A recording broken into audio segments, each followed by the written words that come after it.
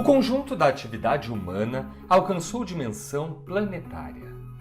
Não há domínio sobre os continentes, mares, desertos em que não se encontre vestígios dos impactos de nossa ação. Com a acelerada expansão do conhecimento científico e da nossa capacidade de intervenção técnica, somos agora capazes de manipular as mais diversas dimensões da vida. Este poder surpreendente nos coloca diante de escolhas cruciais, de ordem ética e política. O que queremos nesta construção de amanhãs possíveis? Transformações decisivas, moldando um novo mundo. Tema desta série do Café Filosófico. Momentos de grande indefinição, de grandes incertezas e, portanto, de muito mal-estar evidenciam crises. Situação em que algo já não faz mais sentido, mas que o novo ainda não está pronto para nascer. Hoje, basta olhar no nosso entorno para se dar conta dos indícios deste mal-estar. Vivenciando as cidades, percebe-se sua dimensão no econômico, no social e no político. Qual a nossa responsabilidade como cidadãos neste quadro de tamanha complexidade? O que nos cabe? Como todos sabemos, as democracias liberais vivem um momento de crise, uma crise que afeta não só as jovens democracias, mas também as democracias maduras mundo afora. E o tema que eu gostaria de discutir hoje com vocês é o papel que as cidades podem desempenhar nessa busca de um aprimoramento da democracia. De uma maneira muito sintética, a democracia liberal é um casamento entre o capitalismo e a democracia. Dois personagens que são movidos por objetivos muito contraditórios entre si. A democracia é um processo político que busca, na sua origem, dar voz às massas. Ou seja, a democracia, no seu DNA, busca distribuir o poder aos cidadãos. O capitalismo é um processo econômico que tem uma inclinação completamente oposta. Como sistema, o capitalismo tende a concentrar o poder econômico, nas mãos de poucos. Na medida em que as agendas e os resultados do capitalismo e da democracia se distanciam, esse casamento, que já dura no Ocidente mais de 2 séculos, tende para uma rota de divórcio. Mas o problema não se resume só ao possível divórcio entre esses dois processos. Isoladamente, a democracia e o capitalismo vivem crises internas próprias. Ou seja, além desse potencial divórcio do casal, a gente tem um risco também de ver o adoecimento ou até mesmo a morte de cada um dos personagens. A crise do capitalismo tem 2 fatores centrais. O primeiro é o aumento da desigualdade e da exclusão, que se aprofundou muito, gerando muita instabilidade. Eu cito 3 dados. Num período de 20 meses da pandemia, de março de 2020 a novembro de 2021, um novo bilionário surgiu a cada 26 horas. Nesse mesmo período, as 10 pessoas mais ricas do mundo dobraram o seu patrimônio. No arco de tempo mais longo, de 1995 para cá, o 1% mais rico capturou 20 vezes mais riqueza do que os 50% mais pobres. O segundo fator da crise interna do capitalismo é o desequilíbrio ambiental que a exploração econômica do planeta, voltada para o consumo, tende a causar no nosso ecossistema. Eu cito apenas um dado que junta a realidade ambiental com a realidade econômica desigualitária. As 20 pessoas mais ricas do planeta emitem 8.000 vezes mais carbono do que 1 bilhão de pessoas situadas na base da pirâmide do planeta, segundo dados da Oxfam. A crise interna da democracia tem várias dimensões. A principal tem a ver com o descrédito da política e das instituições políticas, e a segunda dimensão tem a ver com o descrédito da própria classe política. Temos ainda muitas falhas nos sistemas de representação democrática. A classe política e as instituições políticas em todo o mundo são frequentemente capturadas por interesses particularistas, interesses que não têm nada a ver com o interesse público. No contexto das duas crises internas, é interessante perguntar quem é o mais forte, quem tem mais chance de sobreviver, o capitalismo ou a democracia. Quando a gente olha para o mundo, é fácil de ver que o capitalismo avançou e prevalece como modo de produção hegemônico virtualmente em todos os países do mundo. A democracia não avançou, a democracia vem retrocedendo. Importantes historiadores refletem sobre as perspectivas em relação ao futuro do Estado e ao futuro do capitalismo. Fernand Braudel, em sua obra O Tempo do Mundo, faz um categórico testemunho de fé na força permanente do capitalismo. O capitalismo não poderá ruir por si, por uma deterioração que seja endógena. Para esse desmoronamento, seria necessário um choque exterior de extrema violência e uma solução de substituição confiável. O peso gigantesco de uma sociedade e a resistência de uma minoria sempre prevenida não se abalam facilmente com discurso e programa ideológicos ou sucessos eleitorais momentâneos. Já o britânico Eric Hobsbawm, no livro Como Mudar o Mundo, faz um contraponto, ressaltando a importância do Estado.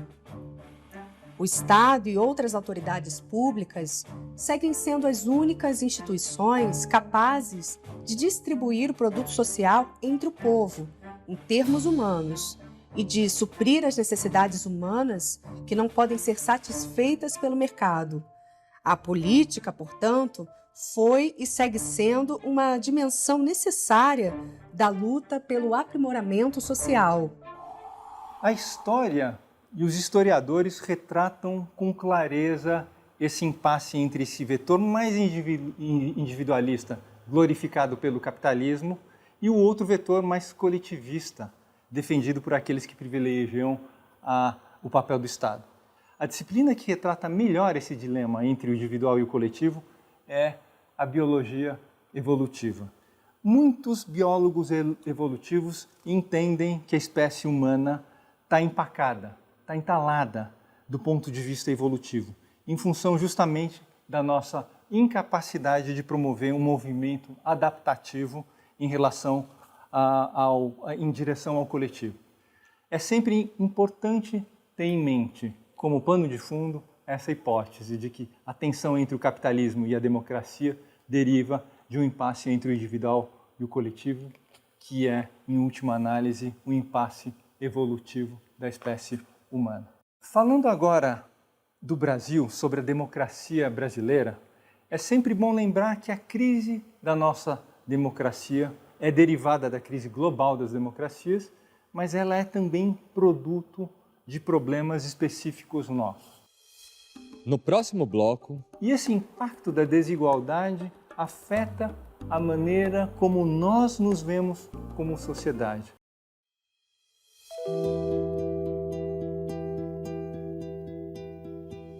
Se a crise da democracia no Brasil é decorrente de uma crise global das democracias, mas não só, é preciso, então, se atentar aos problemas específicos do nosso país.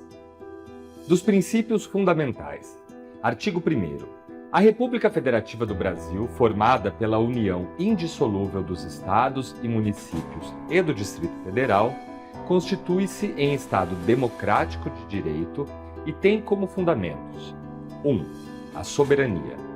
2. A cidadania. 3. A dignidade da pessoa humana. 4. Os valores sociais do trabalho e da livre iniciativa. 5. O pluralismo político. Artigo 2º. São poderes da União independentes e harmônicos entre si, o Legislativo, o Executivo e o Judiciário. Artigo 3º. Constituem objetivos fundamentais da República Federativa do Brasil.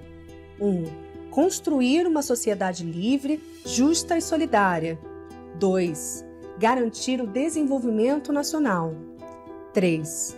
Erradicar a pobreza e a marginalização e reduzir as desigualdades sociais e regionais. 4.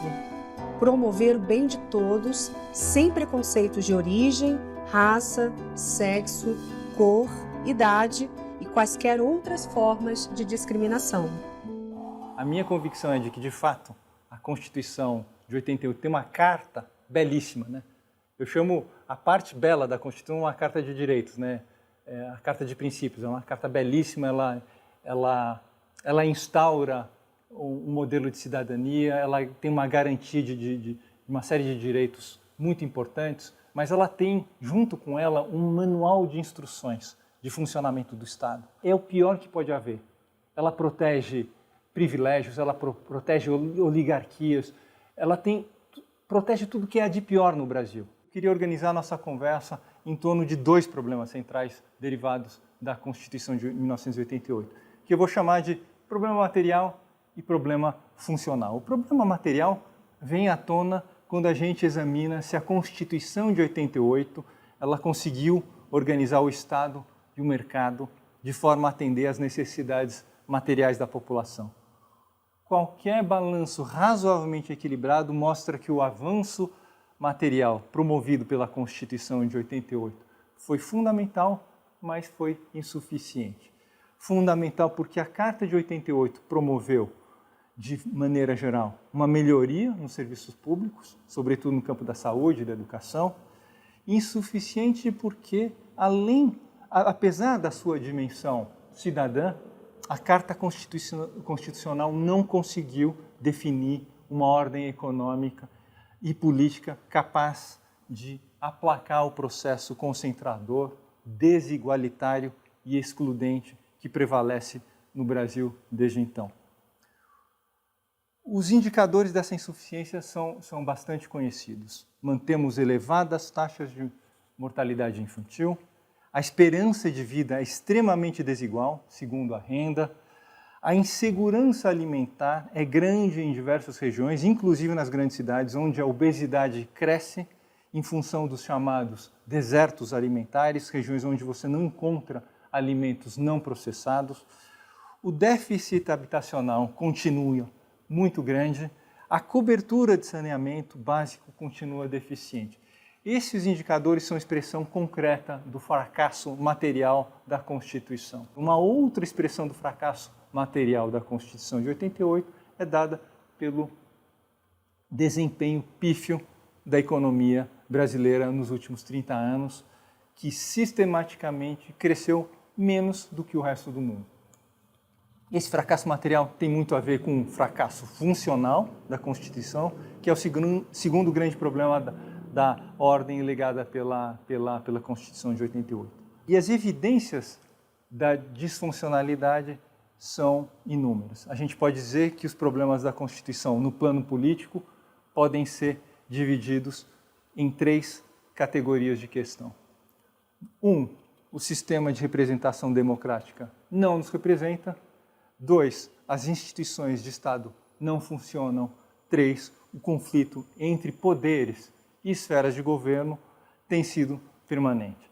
A gente vive um distanciamento crescente entre governantes e governados, partidos políticos que deveriam mediar essa relação entre representantes e representados perderam essa função, as plataformas dos partidos são, em geral, difusas, ninguém sabe quais são, e muitas vezes são anacrônicas.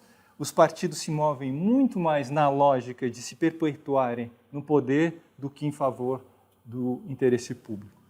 Instituições de representação se enfraquecem. Além dos partidos políticos, sindicatos, parlamentos, marcos regulatórios, os 3 poderes, de uma maneira geral, são muitas vezes capturados por interesses econômicos particularistas, estranhos ao interesse comum. E a confrontação permanente entre os poderes e entre as esferas do governo gera paralisia e drena energia das administrações. E aqui eu queria apontar 3 direções nas quais as cidades poderiam contribuir para o aprimoramento da democracia. A minha expectativa ou esperança aqui é que essas 3 direções possam ser transformadas em agendas políticas e agendas também de pesquisa acadêmica para quem estiver vinculado à academia. A primeira direção de agenda seria a implementação de um programa amplo de distribuição de bens coletivos nas cidades.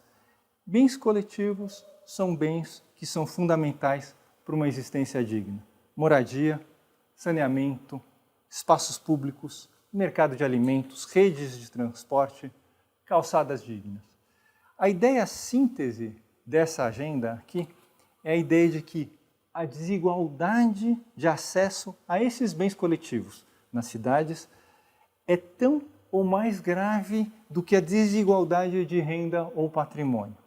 Nas cidades, se eu demoro 2 horas para chegar no trabalho e você leva 5 minutos, ou se você tem um parque e uma creche a 2 quadras de casa e eu não tenho com quem deixar o meu filho enquanto eu vou para o trabalho, ou se eu não tenho onde comprar alimentos não processados no meu bairro, nessa dimensão de desigualdade, que tem a ver com o acesso a bens coletivos urbanos, que tem a ver com a organização espacial e infraestrutural das cidades, nessa dimensão a desigualdade tem um impacto diário em nossas vidas, e esse impacto diário tem 3 efeitos muito ruins.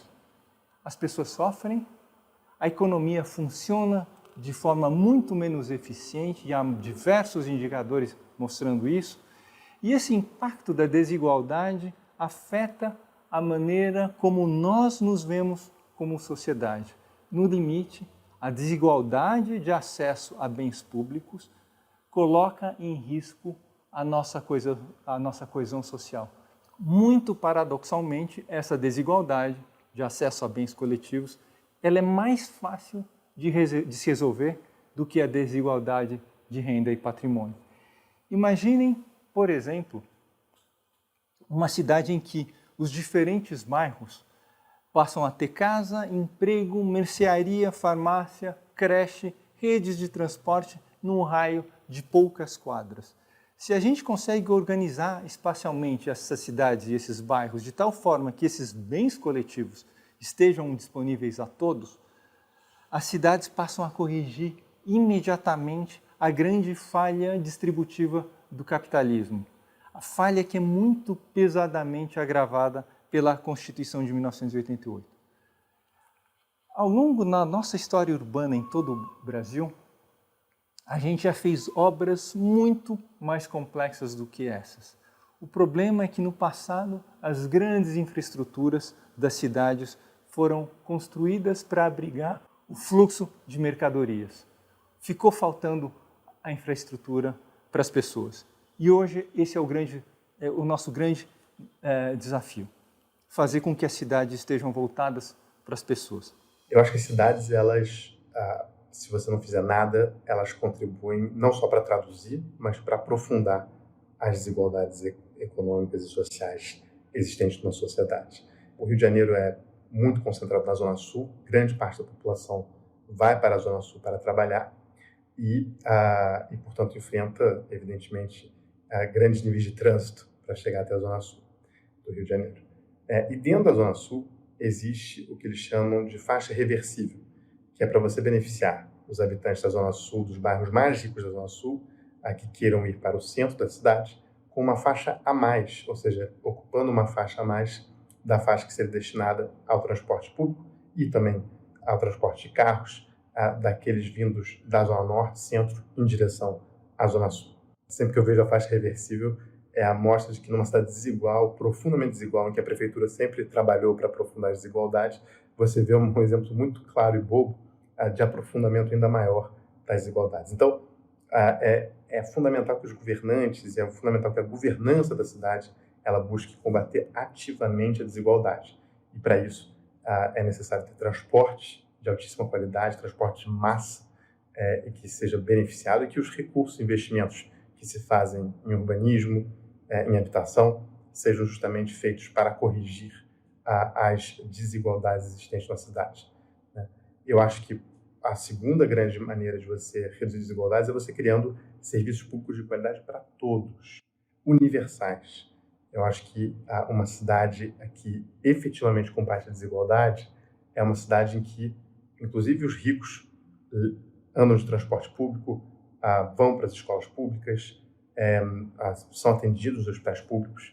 Eu acredito muito nisso, em bens coletivos para todos e todas, bens universais, que já saiu de moda, mas que eu acredito que são absolutamente fundamentais, talvez não para combater a desigualdade, mas para conseguir justamente criar sociedades que sejam mais solidárias, que possam conviver mais uns com os outros dentro das suas diferenças, através desses recursos comuns que são os serviços públicos.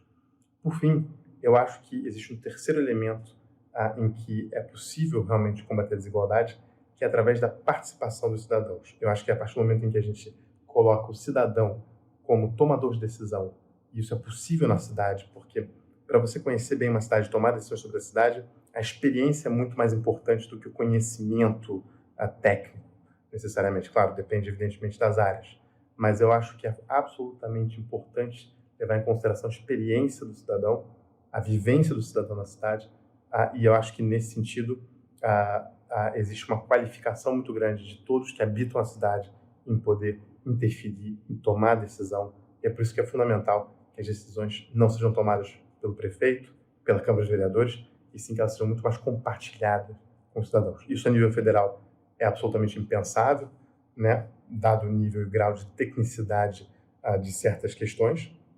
Não é o caso na cidade. Na cidade, o que mais importa é a vivência dessa cidade, a experiência do cidadão, e, portanto, todos estamos habilitados a tomar decisões pela nossa cidade. Muito obrigado, Miguel. O seu comentário só reforça a ideia de como é importante envolver a população nas decisões sobre as infraestruturas urbanas. E quando você fala dessa ordem de problemas, Miguel, é incrível também pensar como uma renda básica universal não ajuda em nada a resolver esse tipo de problema. Mas a verdade é que a renda mínima pode até resolver problemas de consumo individual, mas ela nunca vai resolver o problema dos bens coletivos e da infraestrutura, algo que é materialmente fundamental para uma vida urbana adequada. Ou seja, uma renda universal básica não muda a condição de uma pessoa que mora a 2 horas do seu trabalho, de um bairro que não tem saneamento ou uma farmácia. Eu sublinho muito aqui a insuficiência da renda básica universal simplesmente para reforçar o argumento síntese sobre as cidades, o argumento de que a desigualdade de acesso a bens públicos é tão ou mais grave do que a desigualdade de renda e patrimônio. E uma cidade de bem-estar social pode ser, no fim, a melhor política distributiva. Além do impacto no cotidiano, o provimento de bens coletivos vai poder ajudar a resgatar o funcionamento da democracia liberal como um novo equilíbrio entre mercado e Estado. E mais, além da questão redistributiva, um programa dessa natureza serve como política anticíclica em momentos de recessão e serve também para combater o desemprego no momento em que o desemprego estrutural pode emergir como um grande problema social trazido pela transição digital em curso. No próximo bloco, para o Brasil dar certo, o Brasil precisa ser refundado e refundado a partir de uma nova Constituição.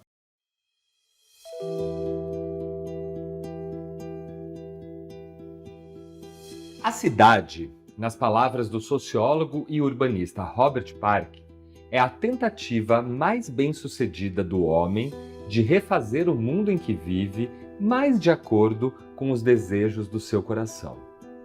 Mas, se a cidade é o mundo que o homem criou, é também o mundo onde ele está condenado a viver daqui por diante. Assim, indiretamente e sem ter nenhuma noção clara da natureza da sua tarefa, ao fazer a cidade, o homem refez a si mesmo. A segunda direção de agenda política que eu gostaria de propor aqui tem a ver com o que as cidades podem fazer para melhorar a qualidade da nossa democracia, no que diz respeito à qualidade da representação democrática. As democracias enfrentam um desafio dado pela distância enorme que separa os eleitores dos eleitos, pela distância enorme que separa a cidadania da política. Então, uma das questões centrais para o futuro da democracia passa por aproximar a população da vida política. E eu vou tentar desenvolver essa ideia aqui compartilhando 3 números. O Brasil tem hoje 5.570 municípios. A Alemanha, que é 24 vezes menor que o Brasil, tem 11.000 municípios. A França, que é 15 vezes menor, tem 34.800 municípios. Essas referências mostram que provavelmente o Brasil tem muito menos municípios do que seria o ideal. E o curioso é que há uma opinião muito corrente de que o Brasil teria municípios demais. Segundo essa corrente, a Constituição de 88 deu margem ao surgimento de um número excessivo de municípios e vários municípios que foram criados recentemente deveriam ser extintos. Há, de fato, um paradoxo entre essas duas visões, mas o fato é que essa incongruência aparente pode ser facilmente entendida. Se você olha com cuidado a distribuição da população pelo território, você nota que tem município de mais, onde tem pouca gente, e tem município de menos, onde há grandes aglomerações humanas. Hoje, 93% da população ocupa 30% do território. Ou seja, apenas 7% dos habitantes do Brasil ocupam 70% do nosso vastíssimo território. 70% do nosso território não tem quase ninguém. E, no entanto, nessa porção vazia, há um grande número de prefeituras que não precisariam existir. E, por outro lado, você tem regiões de altíssima densidade demográfica que poderiam ter mais cidades. E essa é uma grande falha da Constituição de 1988. Ela delega aos estados a fixação de critérios para a emancipação de municípios. E os estados, sem exceção, estabeleceram limites populacionais mínimos sem qualquer relação com a superfície territorial, ou seja, sem qualquer relação com a densidade demográfica, que é o critério, quero crer, mais importante para a criação, para a existência de municípios. Locais onde a densidade populacional é alta demandam mais governos locais. Locais onde a densidade é baixa não demandam máquinas administrativas locais. Portanto, um diagnóstico de malha de municípios aponta para o seguinte quadro. Muitos municípios foram criados sem qualquer necessidade administrativa. Muitos municípios foram criados em função do incentivo dado pelo dinheiro do Fundo de Participação dos Municípios, que é um recurso constitucional que os municípios recebem como forma de participação nos tributos federais e que acabou servindo para acomodar oligarquias políticas. Esse é o diagnóstico dos erros do passado.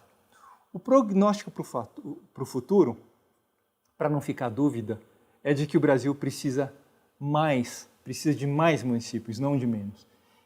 Essa é, portanto, a segunda sugestão de agenda política. E essa nova malha de municípios certamente daria um novo equilíbrio ao Pacto Federativo a partir de uma redistribuição de papéis e de responsabilidades entre governos locais, estaduais e federal.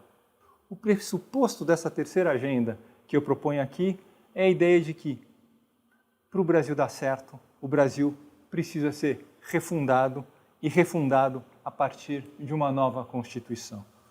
O ponto de partida dessa reflexão é a ideia que a gente mencionou, os tantos problemas materiais e funcionais da Constituição de 88.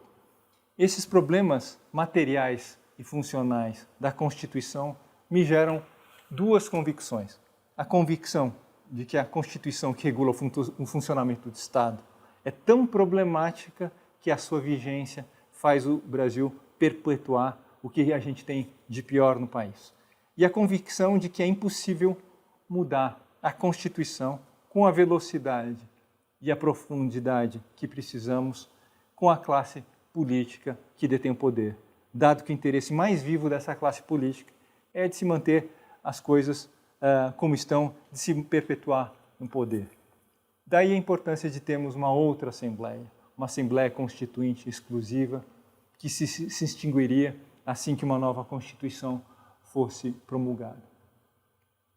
A ideia de uma refundação do Brasil por meio de uma constituinte exclusiva é um tema dos mais sérios para o futuro do país. Refundar o Brasil é uma tarefa que me parece necessária. O Brasil tem na base da sua sociedade, da sua formação como nação, dois problemas muito graves que geraram as desigualdades mais duráveis que nós temos até hoje.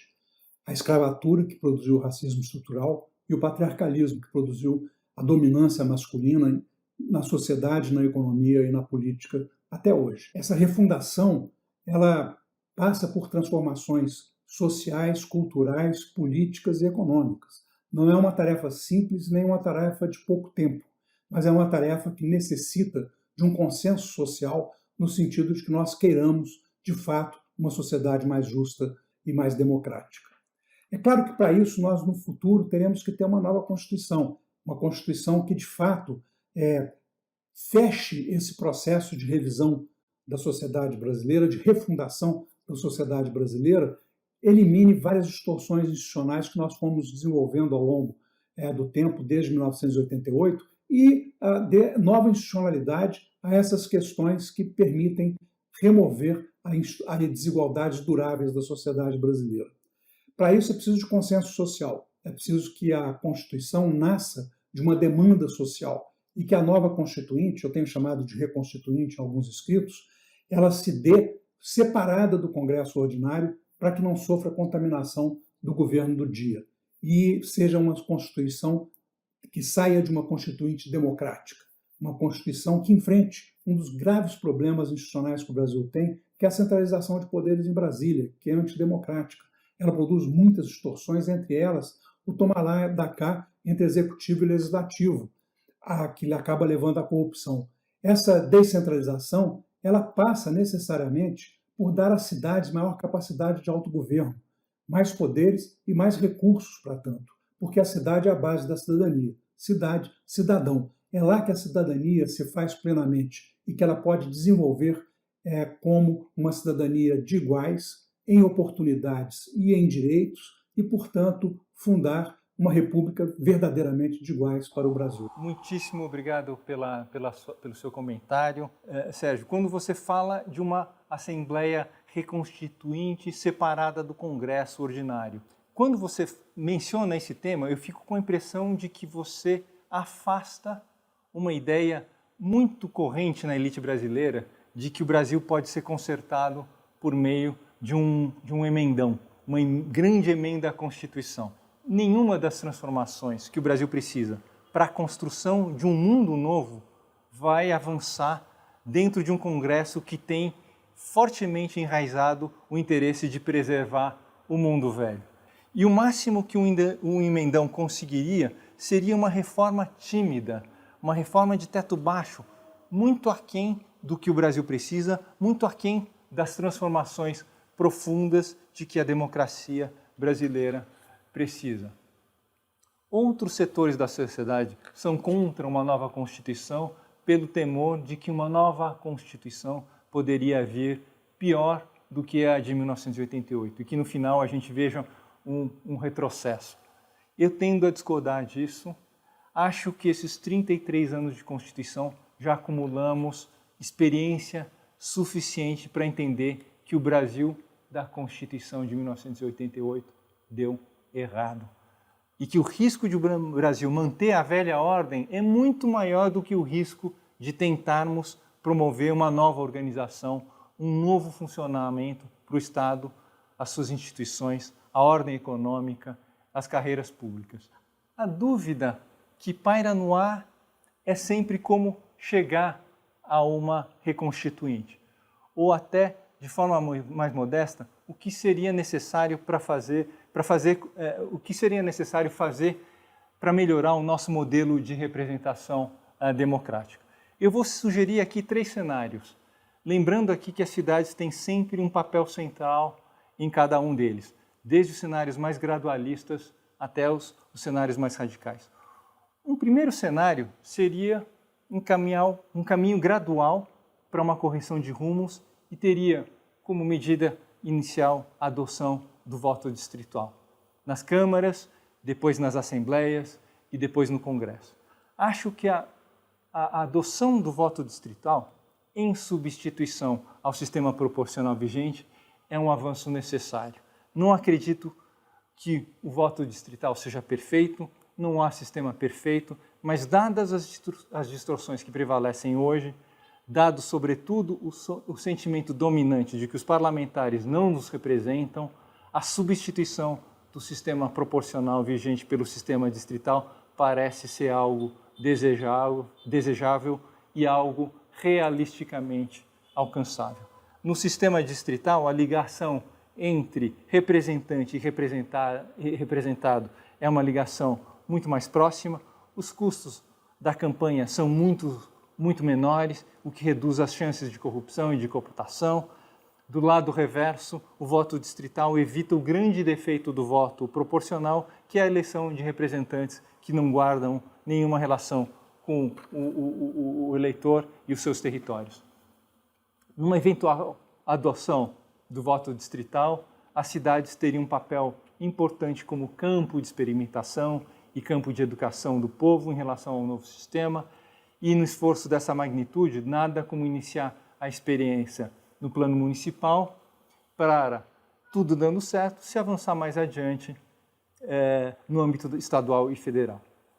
Um segundo caminho mais radical de reforma, gosto muito dos experimentos que se multiplicam mundo afora, voltados para a formação de assembleias, não por voto, mas por sorteio aleatório.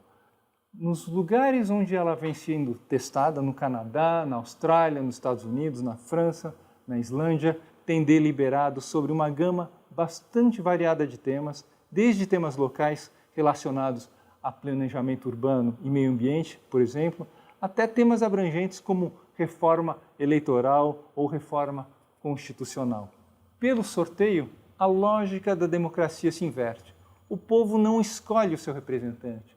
O povo é escolhido para representar, por sorteio. O custo da democracia cai enormemente e a representatividade tende a ser muito mais ampla, dado que a dimensão aleatória do sorteio faz com que a amostragem da seleção espelhe com mais fidelidade a composição da população e de seus interesses. Muitas experiências mundo afora derrubam por terra a ideia de que você precisa de políticos profissionais para desenhar políticas públicas. A gente também acumula um repertório importante de políticas participativas aqui no Brasil, né? O orçamento participativo, por exemplo, no Sul, é um exemplo que a gente tem como referência brasileira e a gente tem que levar em conta esse nosso patrimônio também. Finalmente, um terceiro cenário que poderia nos levar a uma reconstituinte é o cenário de pressão nas ruas.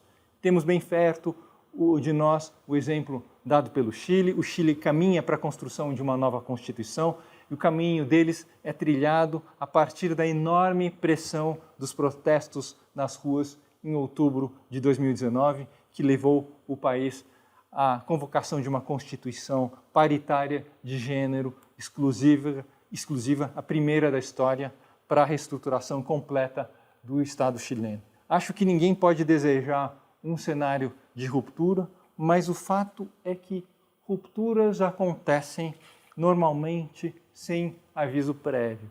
E o pior, num cenário de ruptura, acontece quando não existe um caldo de ideias suficientes para a construção de uma nova ordem, uma ordem melhor.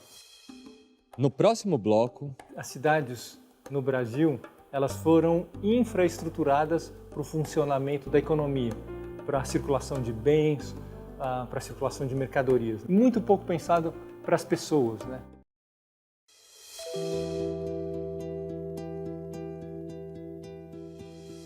Estudiosos do assunto apontam para o papel das cidades no aprimoramento da nossa democracia. O Brasil é o 5º maior país do mundo em extensão territorial, com uma área de 8,5 milhões de quilômetros quadrados e 5.570 municípios. Países com extensão bem menor, como a Alemanha, por exemplo, têm 11 mil municípios. A França tem 34.800. Uma das defesas de Philip Young é a que de um número maior de municípios ajudaria a aproximar o eleitor de seus representantes, possibilitando mais engajamento nas questões que envolvem a própria cidade. Philip vai além. Reflete sobre como a organização espacial das cidades e de suas infraestruturas podem mitigar os efeitos da desigualdade e da exclusão. E de olho nas falhas do nosso sistema de representação, propõe novas fórmulas de participação política, facilitada pelo voto distrital, pela formação aleatória de assembleias e até por uma nova Constituição Federal. Sempre me pergunto se o nosso comportamento coletivo vai avançar para o modelo evolutivo do tipo das abelhas, que é caracterizado por uma divisão do trabalho muito clara e fortemente centralizado em torno de uma rainha, ou se a gente vai avançar para o modelo evolutivo dos fungos, né, que formam verdadeiras redes sociais, horizontais, altamente sensórias e colaborativas. As cidades cobrem 2% da superfície terrestre apenas. Elas abrigam hoje 55% da população mundial, consomem 75% da energia gerada no mundo e respondem por 80% das emissões de carbono. A cidade certamente tem um papel central em qualquer processo de mudança, portanto.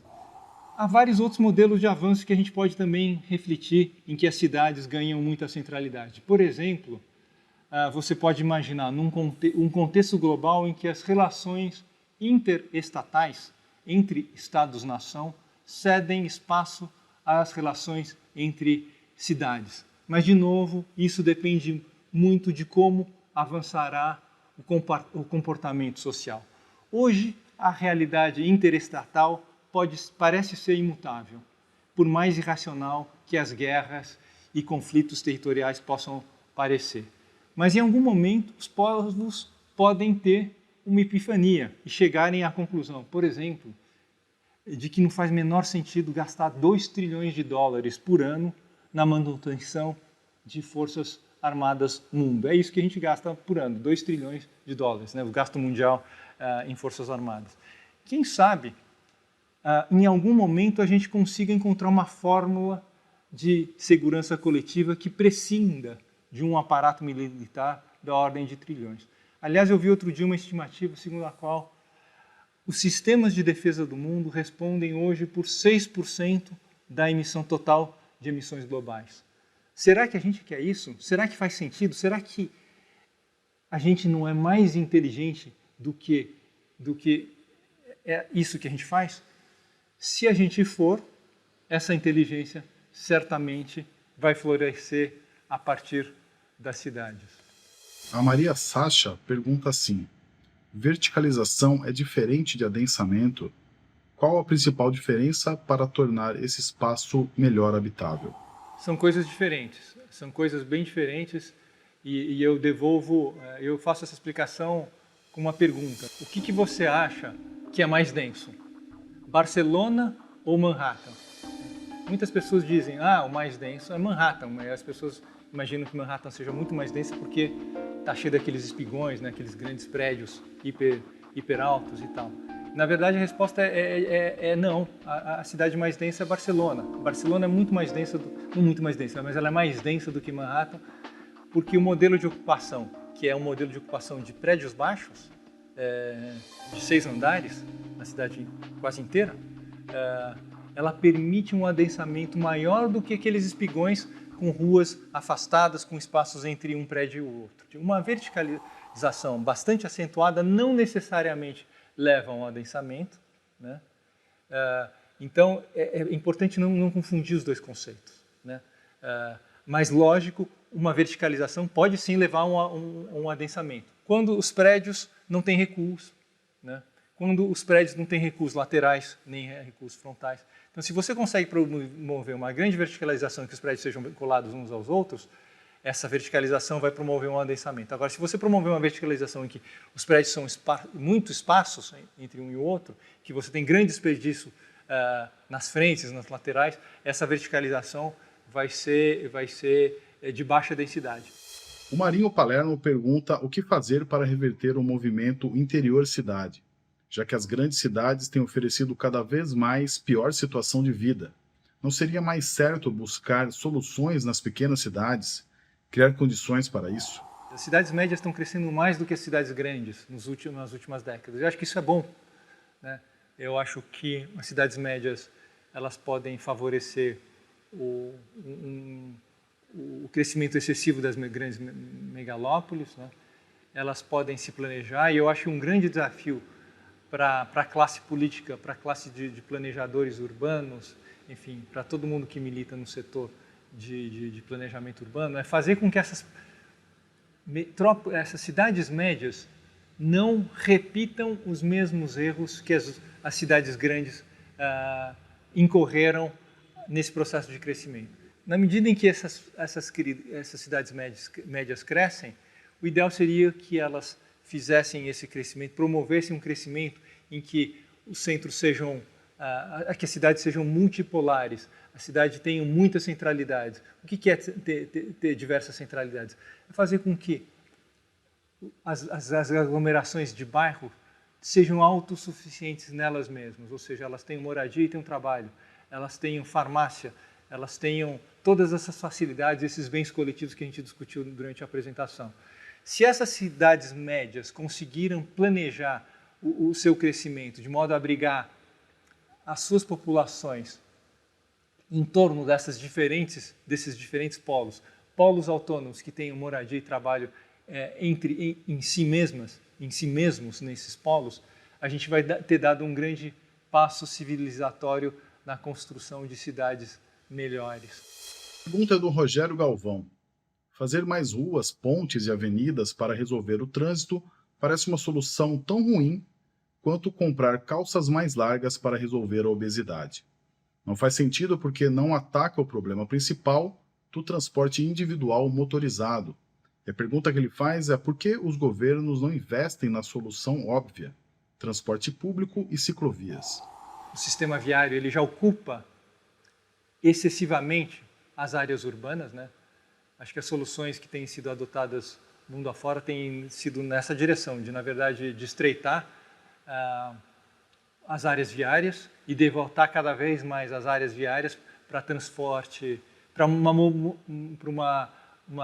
modalidade que seja mais plural, né? Que envolve bicicleta, envolve caminhada, que envolve a multimodalidade, inclusive envolvendo esses modais que são mais modernos, os patinetes, enfim. Certamente a solução passa por aí. Eu não vejo nenhuma melhoria das cidades que estejam voltado para a construção de infraestruturas viárias. As cidades no Brasil, elas foram infraestruturadas para o funcionamento da economia, para a circulação de bens, para a circulação de mercadorias, né? Você tem essas grandes infraestruturas, as orlas ferroviárias, os grandes viadutos. Tudo isso foi muito pensado para o funcionamento da economia e muito pouco pensado para as pessoas, né? Eu acho que a gente tem que cada vez mais pensar as cidades como um palco para o funcionamento das pessoas, né? Para a vida das pessoas.